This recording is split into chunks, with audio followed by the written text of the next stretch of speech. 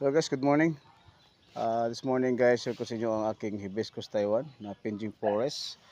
Uh, 1 week ago guys, bali pinuning natin at saka nagdidipulit tayo ng mga dahon. No? Pinantay natin yung ating hibiscus Taiwan. Yan. Ito yung mga bagong shoot niya guys. Yan.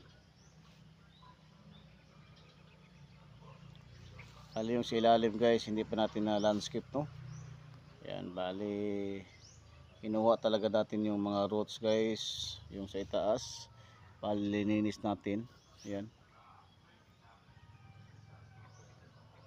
Yan, para magmumukha talaga siya nasa bukid guys no. Yan, na may nakapatong na bato. Yung sa itaas niya guys.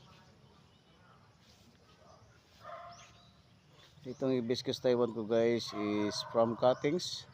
Galing sa kaibigan ko guys sa Sibulan. Pinawild natin. Yan. Hanggang naging ito na siya guys no. Naging bonsai siya.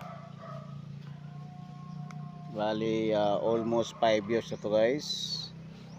Yan. Hindi pa siya masyadong buo pero malapit na talagang mabuo to guys. Thank you for watching.